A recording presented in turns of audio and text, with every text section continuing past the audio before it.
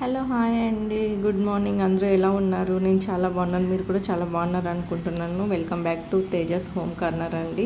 Actually stove cleaning గురించి కూడా ఒకరు అడిగారు, అందుకే ఈ వీడియో చేస్తున్నాను.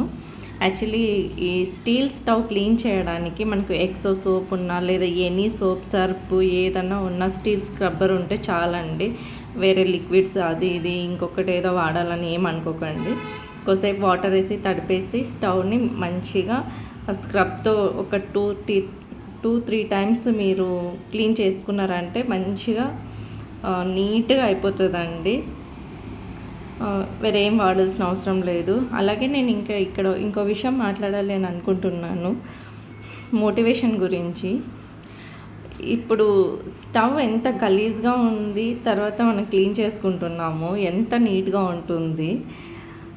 మన మైండ్లో కూడా అంతే నెగిటివిటీని చాలా తగ్గించేసుకోవాలండి. చాలా పాజిటివ్గా ఉండడం నేర్చుకోండి, చాలా డిగ్నిఫైడ్గా ఉండడం నేర్చుకోండి, ఎంత వీలైతే అంత మంచిగా మాట్లాడడం నేర్చుకోండి. ఎంత పెయిన్ ఉన్నా సరే మీకు ఎవరి దగ్గర చెప్పకండి. ఫస్ట్ ఆఫ్ ఆల్ ఎవరు వినాల్సిన అవసరం కూడా లేదు మన పెయిన్ని.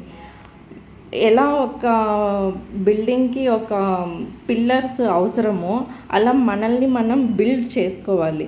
బిల్డ్ చేసుకున్నప్పుడు స్ట్రాంగ్గా ఉన్నప్పుడు ప్రతి విషయాన్ని తట్టుకొని అప్పుడు మనం చాలా నేర్చుకోగలం, చాలా విషయాలు నేర్చుకోగలం, చాలా స్ట్రాంగ్గా ఉండగలం. మన పిల్లలను కూడా మనం చాలా మోటివేట్ చేసి పెంచగలం అండి.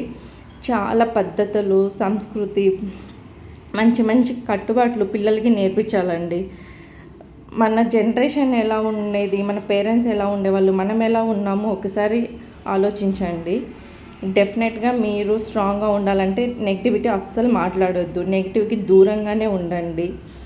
థ్యాంక్ యూ ఫర్ వాచింగ్ అండి. నెక్స్ట్ వీడియోలో మళ్ళీ మాట్లాడతాను.